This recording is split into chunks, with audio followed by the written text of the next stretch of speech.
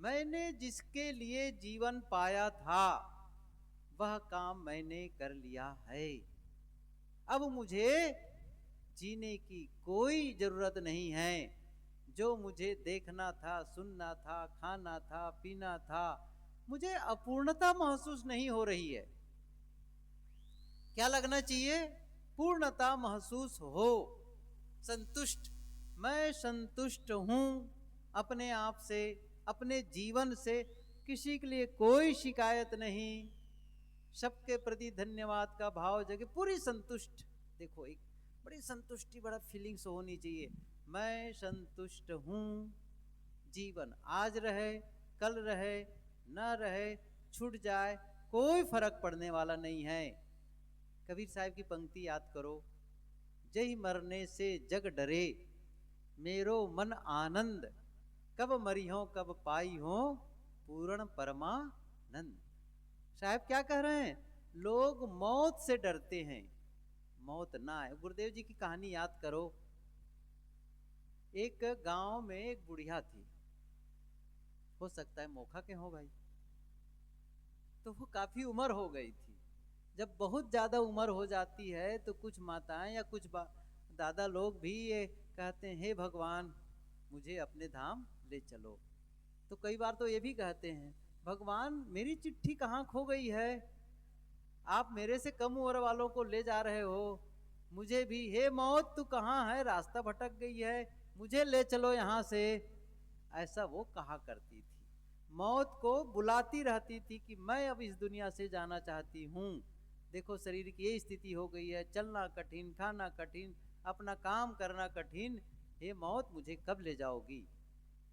एक दिन रात में बुढ़िया सोई हुई थी अपने बिस्तर पर। आधी रात को उसके पैताने पर कोई बैठा और उसके पैर को दबाते ही है। अब उसकी आहट से उसकी नींद खुली तो देखा कोई बैठी हुई है। कहे, तुम कौन हो? मैं मौत हूं जो रोज बुलाती हो जिस मौत को, और तुम्हें ले चलने के लिए आई हुई हूं।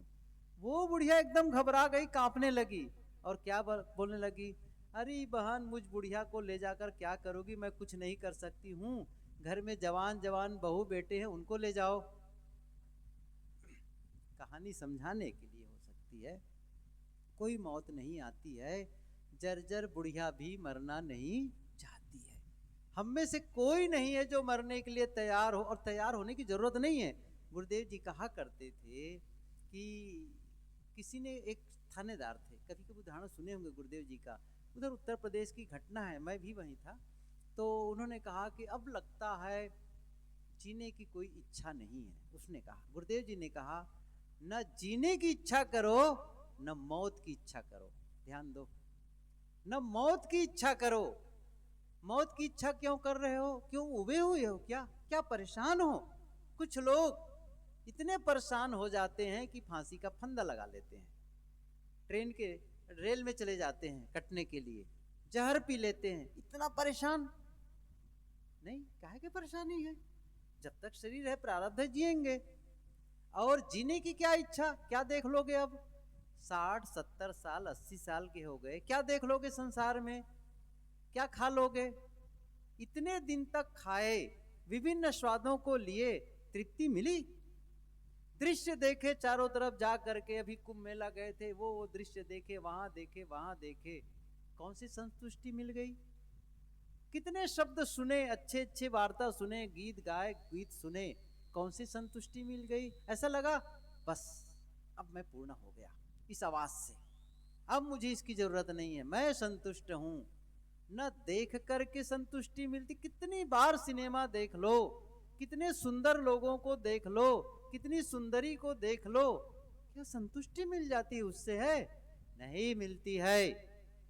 ऐसे दृश्यों को देखकर, शब्दों को सुनकर, स्वाद को लेकर के कभी किसी ने संतुष्टि पाई है? क्या विषयों को ग्रहण करके कभी आत्मसंतुष्ट हुआ है किसी ने? किसी शास्त्र में इसका वर्णन है? कोई व्यक्ति है जो ये निरूपित करे मैंने बहुत दृश्य देख करके संतुष्टि पाई? नहीं, अपूर्ण रहेगा। घूमो चाहे जितना। अभी कहाँ मेलच की बात है, कुछ लोग आए हुए थे, बैठे थे, बातें करने लगे, हम वहां गए, काशी गए, लेकिन अयोध्या नहीं जा पाए, वहाँ नहीं जा पाए। मैंने कहा अयोध्या भी चले जाते तो क्या पूरा हो जाता? क्या देख लेते उसमें? कहीं ना कहीं बचा रहता। क्या इस पृथ्वी के कोने कोने पर कोई आदमी जा सकता है? कहीं तो छूटा रहेगा। तो छूटा हुआ समझो उस चीज को। क्या जितना देख लियो वो कम है? सोचो तो सही। ये पूर्णता कभी नहीं हो सकती है। न देखने की पूर्णता हो सकती है, न खाने पीने की पूर्णता हो सकती है, न सुनने की पूर्ण, न मिलने जुलने की पूर्णता हो सकती। सब अपूर्ण रहेगा। पूर्णता होगी जब स्वयं से मुलाकात हो जाए, स्वयं से मिलना हो। यस्त्वात्म रतिरेव स्यादात्म तृप्तश्च मानवा। वहां पूर्ण संतुष्टि, जहां पर बाहर की घुड़दौड़ खत्म, बाहर की दौड़ खत्म, वो विश्राम की अवस्था। गुरुदेव की पंक्ति याद करो, सदगुरु कबीर साहब जी की, दौड़त दौड़त दौड़ या जहां तक मन की दौड़, दौड़ी थका मन थिर भया, वस्तु ठौर की ठौर। दौड़ रहा है, ये मिल जाए, वो मिल जाए, ये बना लूं, वो खा लूं, वो देख लूं। क्या होगा? साहब क्या कहते? दौड़ी थका मन थिर भया। आपने कहा बस अब मुझे देखना नहीं है, अब मुझे सुनना नहीं है, क्योंकि यही है। रूप बदल जाएगा बस, लेकिन है तो वही चीज, वही शब्द, वही स्पर्श, वही गंध, वही विषय दृश्य। क्या उसमें पूर्णता मिलेगी? लौटो। जब मन विषयों से मुड़कर अपने में आ जाएगा, तब सुख का स्रोत खुलेगा, जो है अनंत अपने में। गुरुदेव की ये पंक्ति है। सुख ढूंढ रहे तू वन में, गिरी गहवर के कंदर में, पर पता नहीं तू किस लिए देखना चाहते हो? उसको देख करके मैं सुखी हो जाऊंगा, वह खाकर सुखी हो जाऊंगा, उसे सुनकर, उसे मिल करके, उसे आलिंगन करके सुखी हो जाऊंगा। कभी हुई है तृप्ति किसी की? क्या इन विषयों के भोगों से तृप्ति हो सकता है कोई आदमी? हमेशा अपूर्ण अपूर्ण, और देखूं और देखूं, और ये चाहनाएं आदमी को बैठने नहीं देती है। क्या करना है? कुछ नहीं चाहिए, बस पूर्ण।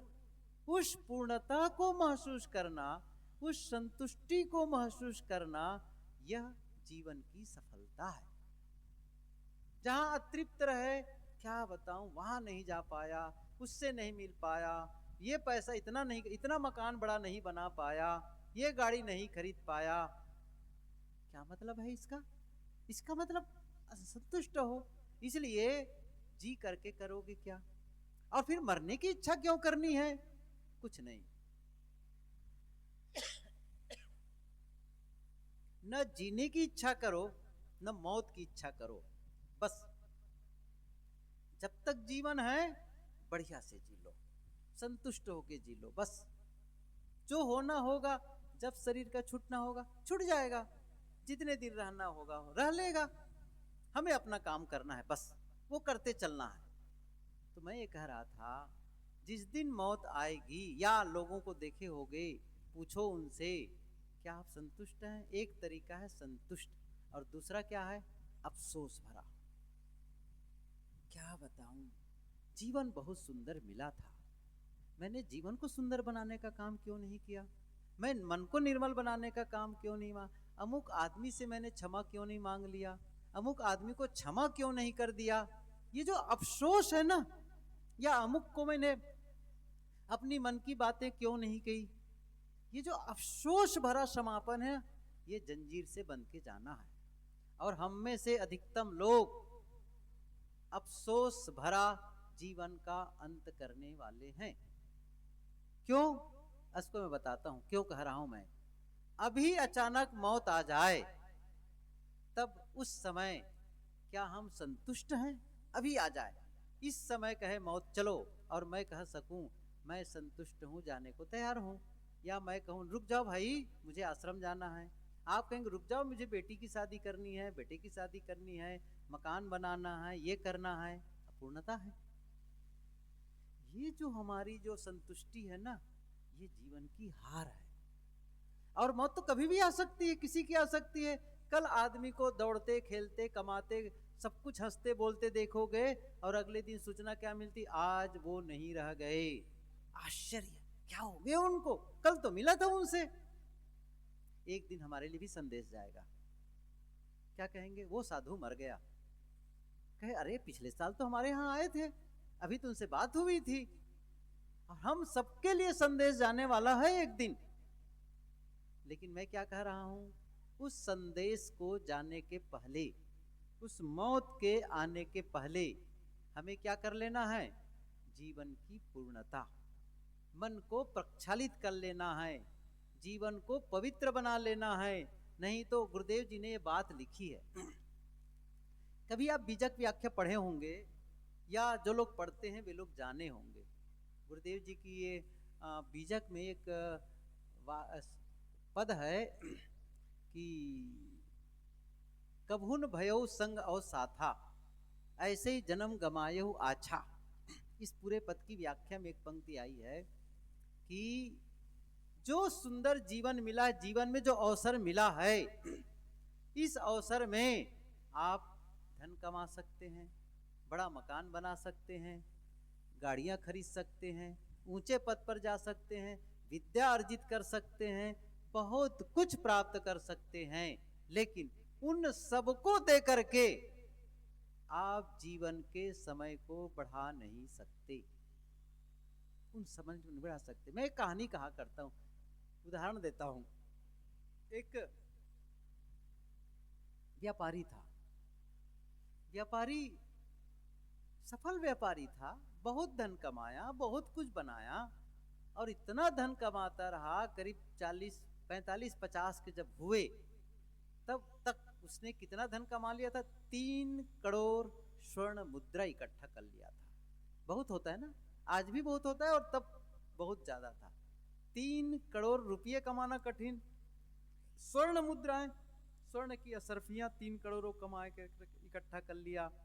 और जैसे उसने 3 करोड़ स्वर्ण मुद्राएं इकट्ठी की, मन में क्या हुआ, बस अब काम नहीं करूंगा, अब मैं ये व्यापार नहीं करूंगा, ये जो धन है ना, अब इसका मैं आनंद लूंगा, मन पसंद के खाऊंगा, मन पसंद घूमूंगा, जिन भोगों को भोगना सब करूंगा, अब मैं काम नहीं करूंगा, इतने धन के बाद मैं अब जीवन का आनंद लूंगा। ऐसा जिस समय वो निर्णय लिया, उसी समय मौत आकर कहती है चलो वक्त हो गया। क्या कहा, चलो वक्त हो गया। उसने क्या कहा, अभी से, अब भी तो मैं काम करके फुर्सत पाया हूं, धन कमा के फुर्सत पाया हूं, अब इस धन के आनंद लेने का समय अब बचा है, उसमें कहते चलो, नहीं, वक्त हो गया। मौत थोड़ा सा अपना सिकंजा कसने लगी, अब मौत के सामने गिड़गिड़ाने लगे, क्या करें। उसने कहा कि मुझे नहीं, कुछ साल रहने दो। उसने कहा नहीं, समय हो गया। बहुत विनती विनय करने के पश्चात फिर उसने कहा, जब मौत नहीं मानती है तो क्या कहा, 1 साल, बस 1 साल मैं रह जाऊंगा, फिर मैं चलूंगा। उसने कहा नहीं, वक्त नहीं है।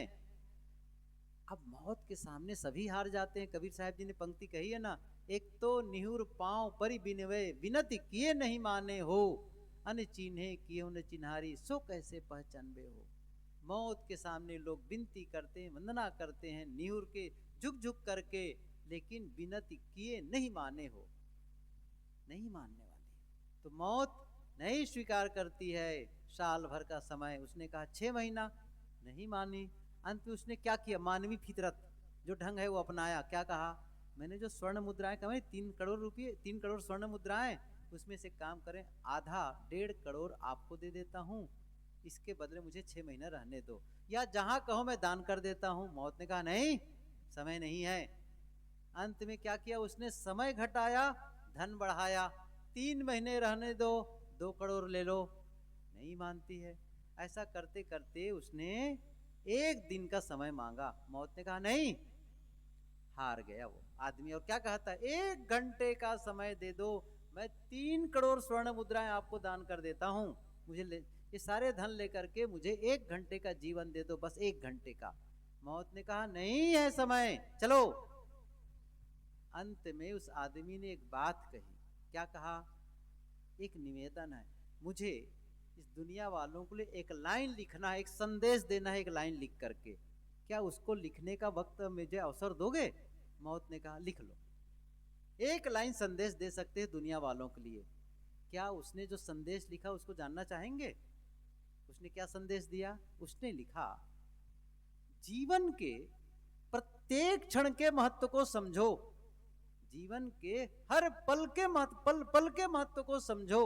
मैं 3 करोड़ स्वर्ण मुद्राएं दे करके भी अपने 1 घंटे के समय को बढ़ा नहीं पाया। समझ रहे हैं ना? आप क्या मानते हैं? वही समय है जिसमें आप ऐश्वर्य इकट्ठा करते हैं, और वही समय है जब आप साधना कर सकते हैं। क्या मैं ये कह रहा हूं कि अपने लिए धन न कमाओ? क्या मैं ये कह रहा हूं कि अपने लिए मकान न बनाओ, परिवार का पालन पोषण नहीं करो? ये नहीं कहा, कोई नहीं कहेगा। जीवन गुजर की सारी व्यवस्थाएं करो, लेकिन जीवन गुजर ही क्यों कर रहे हो? क्या कभी सोचा है आपने? गुरुदेव जी के प्रश्न याद करो। जो लोग गुरुदेव जी के प्रवचन अभी भी सुनते हैं या पहले सुने हैं, उनको पता है। मैं याद दिलाता हूं, क्या प्रश्न करते थे? क्यों कमाते हो? खाने के लिए। क्यों खाते हो? जीने के लिए। क्यों जीते हो? बस यही अटक जाते हैं। यही पता नहीं कि हम क्यों जीते हैं। हम जीवन गुजर करते चले जा रहे हैं, कमा रहे हैं, खा रहे हैं, बाल बच्चा कर, आखिर क्यों? होना चाहिए चित्त की शुद्धि के लिए, आत्म संतुष्टि के लिए। सब काम हो जाता है, यही रह जाता है। एक विद्यार्थी से पूछो, अच्छा पढ़ रहे हो? मैं कितनी बार जब मुझे स्कूलों में जाकर के बोलना होता है बच्चों के बीच में, तब तो प्राय मैं उनसे वार्ता करता हूँ, ऐसे ही बातें करता हूँ और उनको कुछ बातें बताता हूँ जीवन के संबंध में। तो कोई विद्यार्थी से पूछे क्या पढ़ रहे हो? कहे मैं कॉलेज पढ़ रहा हूँ। अच्छा फिर क्या करोगे पढ़ करके? कितनी बार मैंने बच्चों से पूछा क्यों पढ़ते हो, तो बच्चे बहुत ही मुझे घूर कर देखते हैं। कुछ बच्चे, मतलब इस आदमी को इतना भी पता नहीं है कि क्यों पढ़ते हैं। मैंने कहा बता दो क्यों पढ़ते हैं, पढ़ाई क्यों कर रहे हो? तब क्या कहते हैं? ज्ञान पाने के लिए। अच्छा मैं कहता कौन सा ज्ञान पाना चाहते हो? चुप। फिर कुछ लोग कहते हैं आगे बढ़ने के लिए।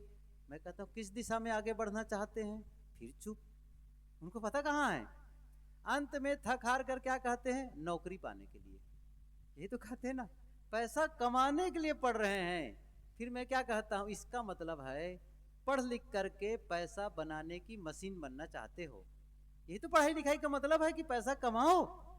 क्या केवल पैसा कमा लोगे तो पूरा हो जाएगा? अच्छा मैंने कहा ठीक है, आप पढ़ लिख लिए और एक अच्छी नौकरी मिल गई, कल्पना करो, जहां 1-1.5 लाख रुपया प्रति महीने आपको तनख्वाह मिलती है। ठीक है, हो गया। अब क्या करोगे? एक बड़ा सा मकान बना लोगे, वो बन गया। बड़ी सी गाड़ी खरीद लोगे, एक नहीं 2 खरीद लिए। ठीक है, फिर आपके बच्चे बड़े स्कूल में पढ़ने लग गए, आपका बैंक बैलेंस हो गया। अब क्या होगा? ठीक है ना, मकान बड़ा हो गया, गाड़ी हो गई, बैंक बैलेंस हो गया, बच्चे भी अच्छे स्कूल में पढ़ने लग गए। अब क्या चाहते हो? इसके बाद क्या होगा?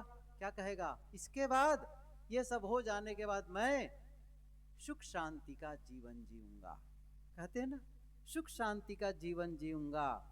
मैं कहता हूं मेहनत करोगे तो मकान भी बन जाएगा, लोगों का बन जाता है, गाड़ी भी आ जाती है, बच्चे भी अच्छे स्कूल में पढ़ने लग जाते हैं, सब कुछ होता है। केवल अंतिम वाला रह जाता है, क्या? सुख शांति से जीना।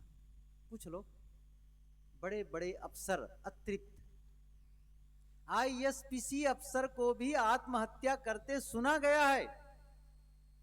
बड़े बड़े धनपति खुश नहीं है। एलन मस्क का नाम सुने होंगे, जो बहुत प्रसिद्ध और इतने धन उसके पास है। अभी मैं सुन रहा था, कुछ महीने पहले सुना, उसकी एक बेटी इस समय 20 साल की हो गई है, 20-21 साल की।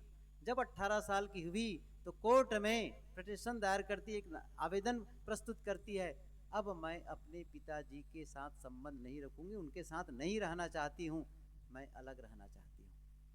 समझ रहे हैं? उस धनी आदमी की बेटी उनके साथ नहीं रहना चाहती। 3 शादियां उनकी हुई है, एक भी पत्नी साथ नहीं है, अकेले रहते हैं। समझ रहे हैं मैं क्या कहना चाहता हूं? मैं कहना चाहता हूं धन जरूरी है, परिवार जरूरी है, लेकिन आप धन और काम के पीछे अपनी आत्म शांति को खो दो। आप परिवार सेवा के नाम पर अपने आप को उलझा बैठो। नहीं, पहला काम है आप संतुष्टि वाला जीवन जीना शुरू कर दो। पहली बात है अपने जीवन में सद्गुणों को विकसित करना शुरू कर दो, फिर उसके बाद कोई काम करो तो देखो कितना अच्छा होगा। ये थोड़ी कहा जा रहा, मैंने कहा ना खाना पीना कमाना सब रहेगा, लेकिन शांत रहना क्या जरूरी नहीं है? प्रसन्न रहना जरूरी नहीं है? आपस का प्रेम जरूरी नहीं है? ये भी तो जरूरी है। उसके लिए कितनी मेहनत किए हैं। तो जीवन की सफलता, मौत कभी भी आ सकती है, मैंने कहा ना कभी भी आ सकती है, लेकिन उसके पहले आपका जीवन निर्मल होना चाहिए, आपका जीवन पवित्र होना चाहिए। और पवित्रता और निर्मलता का मतलब आपको संतुष्टि रोज। और मैं ये कहता हूं उस मौत की क्यों इंतजार करते हो, अंतिम दिन की? मैं आपको उपाय बताता हूं, बड़ा प्रायोगिक है ये। क्या? रब दिन भर काम करने के पश्चात, दिन भर सब कुछ करने के पश्चात जब रात में बिस्तर पर जाओ ना, और जैसे बिस्तर पर लेटो, क्या महसूस हो? आज का दिन मेरा बहुत बढ़िया बीता, मैं संतुष्ट हूं, मेरे मन में किसी के प्रति बदले का भाव नहीं है, मेरे मन में किसी के प्रति वैर विरोध नहीं है, किसी के लिए कोई शिकायत नहीं है, सबके प्रति धन्यवाद का भाव है, सबके प्रति प्रेम का भाव है। और अपने जो भी मैंने जीवन आज का दिन जो भी किया है उससे मैं खुश हूं, उससे मैं प्रसन्न हूं, मैं दुखी नहीं हूं। लेकिन जो आदमी कटु बोलेगा, जो छल कपट करेगा, जो चोरी हिंसा व विचार करेगा, वो बिस्तर पर जाकर के संतुष्ट नहीं रह सकता है, वो चुभता है। कांटे हैं ना, चुभते हैं। मैं कितनी बार ये उदाहरण देता हूं, जब आप बिस्तर पर जाते हैं और बिस्तर बिछाते हैं तो गद्दा है, बिछा है, उस पर चादर बिछाते हैं, लेकिन चादर बिछाने के पहले अपने बिस्तर में पत्थर के टुकड़े, स्टोन चिप्स, गिट्टी जिसे कहते हैं ना छोटे छोटे, वो 10-15 गिट्टी आप बिस्तर पर फैला करके ऊपर से चादर बिछा दें, फिर सोएं, नींद आएगी? आएगी? नहीं आएगी। क्यों? वो पत्थर के टुकड़े गड़ेंगे। बस यही बात है। ऐसे ही हमारे मन में भी जो गांठे हैं ना, वो चुभते हैं, हमें बेचैन करते हैं। मेरे से ऐसी गलती हुई, या जिसके मन में बदले के भाव, उसने मेरे साथ ऐसा व्यवहार किया, उसने मेरे साथ, उसको बचा करके रखने वाला कभी सुखी नहीं रहता है। मेरा निवेदन है, आज तो इसलिए मैंने कहा कि देखो आज इस घर में, इस गांव में किसी की मौत हुई, आज चर्चा कर रहे हैं। एक दिन हमारी मौत पर चर्चा होगी, एक दिन हमारी मौत पर श्रद्धांजलि होगी। आज आपके मौत पर श्रद्धांजलि होने वाली, किसी की मौत पर श्रद्धांजलि होगी। और कितनी बार मैंने ये उदाहरण दिया है, कभी कभी ध्यान शिविर में मैंने कहा है, आप अपने हाथों से अपनी श्रद्धांजलि लिखिए। अर्थात थोड़ा सा मैं बताऊं, 5-7 मिनट लेता हूं, बस टाइम खत्म हो जाएगा। और एक बढ़िया मैसेज मैं बताना चाहता हूं, जो मैंने जाना है कि जब कोई बड़ा आदमी मरता है ना, तो उनके विषय में लोग खड़े होकर के, प्रसिद्ध लोगों के लिए कुछ वार्ता होती, या आप किसी संत को बुलाते हैं अपने घर में, मेरे पिताजी का शरीर नहीं रह गया, आप साहब कार्यक्रम में आए, मेरी माँ का शरीर नहीं रह गया, संतों को बुलाते हैं, कुछ परिचित भक्तों को बुलाते हैं और कहें साहब उनके विषय में कुछ बोलें। होता है ना कभी कभी, श्रद्धांजलि जी से श्रद्धांजलि सभा कहते हैं, उसके बारे में बोलते हैं। मान लो आपकी मौत हो गई है और आपके विषय में बोलने के लिए 4 वक्ता खड़े हुए हैं। कहा गया 4 वक्ता हैं। कौन कौन से 4 वक्ता हैं? एक हैं आपके घर का सदस्य, आपका वो बेटा हो सकता है, आपका पति हो सकता है, आपकी पत्नी हो सकती है, आपका भाई हो सकता है, पिता हो सकता है, कोई एक घर का सदस्य जो ये बताने वाला है ये हमारे घर के सदस्य थे, इनके रहने से हम लोग कैसा महसूस करते थे, इनकी भूमिका क्या थी, उनकी उपस्थिति से हम लोग कैसा महसूस करते थे, ये वो बताने वाला है। और दूसरा है आपके मित्रगण।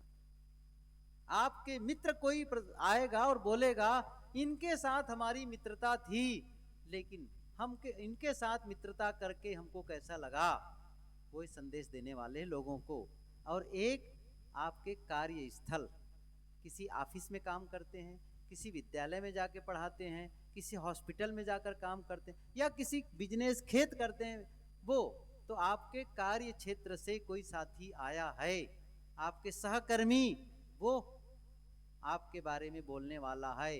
इनके साथ काम करते करते हमें कैसा महसूस होता था, वो लोगों को बताने वाला है। ये कैसे इंसान थे, वो बताने वाला है।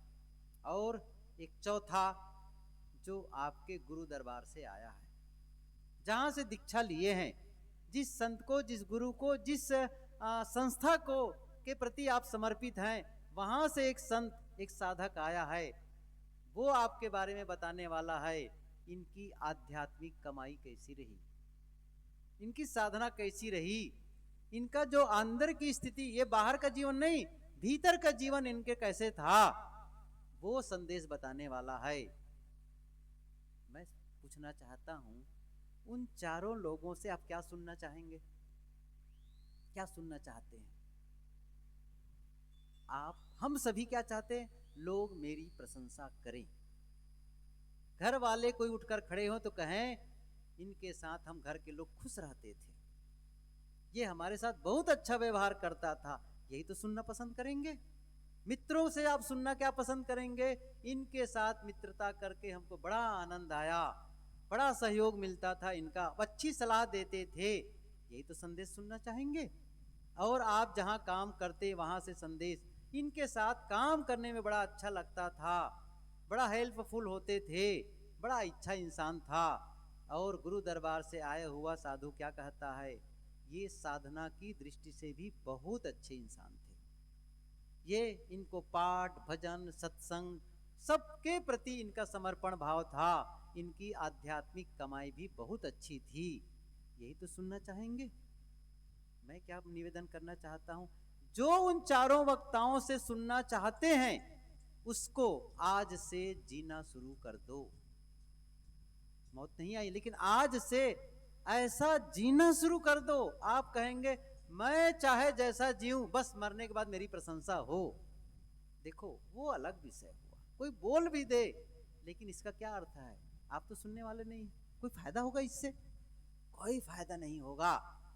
लेकिन कोई आपके बारे में जो बोले, आप जीते जी उसको महसूस कर लेंगे, मैंने किसी के साथ अनर्थ नहीं किया, मैंने किसी के साथ छल कपट नहीं किया, किसी को धोखा नहीं दिया, किसी का कुछ नहीं बिगाड़ा। यदि जो संभव था मैं सबके भले के लिए करता रहा, चाहे वो घर के हों चाहे घर के बाहर के हों। न मेरे शब्दों से किसी का नुकसान हुआ, मेरे शब्दों से तकलीफ नहीं हुई कि मैंने ऐसे बोल दिया कटु कुठार, नहीं। यदि ये सुनना चाहते हैं तो आप आज से उसको जीना शुरू कर दें, तभी जीवन की सार्थकता होगी। नहीं तो जैसे आज हम संदेश सुन रहे हैं, अमुक की मौत हो गई, एक दिन हमारी भी होगी, और हो सकता है हमें जंजीर से बंध कर जाना होगा। यदि आप चाहते हैं कि मेरे में जंजीर न लगे, मैं सिंहासन पर जाऊं, तो सिंहासन पर बैठने वाला काम करो, उस योग्यता को अर्जित करो जिससे आप सिंहासन के काबिल हो। आज पूछ, क्या आप सिंहासन के काबिल है? मैं पूछूं या मुझे कोई पूछे, आप सिंहासन के काबिल हैं? अंदर से क्या आवाज आ रही? भले कह दूंगा हाँ मैं सिंहासन बैठ का हूं, अंदर से नहीं, मैं सिंहासन के काबिल नहीं हूं। समझ रहे हैं ना? मैं नहीं हूं। जैसे अभी पूछ दे क्या आप प्रधानमंत्री बनने के काबिल हैं, मैं क्या कहूंगा? नहीं भैया मैं काबिल नहीं हूं। सही है ना? मैं काबिल नहीं हूं प्रधानमंत्री बनने की, मैं राष्ट्रपति बनने के काबिल, मैं तो अभी किसी भी चुनाव को लड़ा ही नहीं, मैं तो कभी सरपंच ही नहीं बना, तो मैं कैसे प्रधानमंत्री बन सकता? कहीं कुछ किया ही नहीं हूं, मैं प्रधानमंत्री बनने के काबिल नहीं। ऐसे ही कोई पूछे क्या सिंहासन के काबिल हो, अंदर से क्या वजह? मैं काबिल हूं। अभी क्या होगा?